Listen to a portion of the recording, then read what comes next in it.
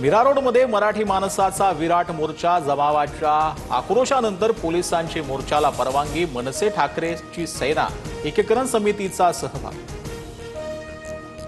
शांततेत निघालेल्या मोर्चात मंत्री प्रताप सरनाईक पोहोचतात जमाव संतप्त, सरनाईकांच्या दिशेने बाटली भिरकावली, जनतेच्या रोषामुळे सरनाईक माघारी।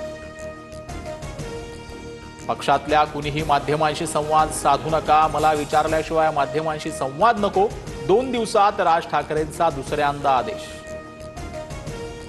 सरन्यायाधीश भूषण गवईंचा महाराष्ट्र विधिमंडळातर्फे सत्कार, संविधान रक्तहीन क्रांती निर्माण करण्याचं साधन, सोहळ्यात गवईंचं विधान, न्यायदानात तटस्थपणाची ग्वाही।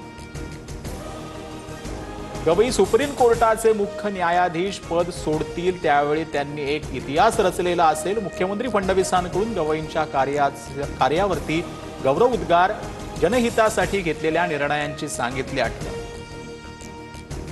विरोधी पक्षनेतेपदाच्या निवडणुकीवरून विरोधक आक्रमक, सरन्यायाधीशांच्या सत्कारावेळी विरोधी पक्षनेत्याची खुर्ची रिकामी, मविया नेत्यांकडून सरन्यायाधीशांना पत्र।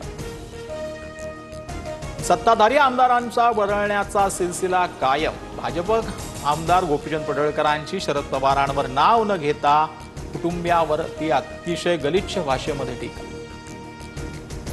सर्व जागा लढाईच्या हिशोबानं कामाला लागा, परिस्थिती अनुसार युतीबाबत मित्रपक्षांशी बोलून निर्णय घेऊ, उपमुख्यमंत्री अजित पवारांचं कार्यकर्त्यांना आवाहन। आमदार सुरेश धस यांच्या मुलाचा गाडीची दुचाकीला धडक, अपघातात दुचाकी स्वार नितीन शेळकेचा मृत्यू, सागर धसांविरोधात गुन्हा दाखल, गाडी सुरेश धसांच्या मालकीची। केंद्रीय गृह मंत्रालयाचं पत्र व्यवहाराचा कामकाजात बदल, राज्यांच्या भाषानुसार आता केंद्रीय गृह खातं पत्रांना उत्तर देणार, मराठीला मराठीतून, तमिळला तमिळमधूनच उत्तर देण्याचा निर्णय।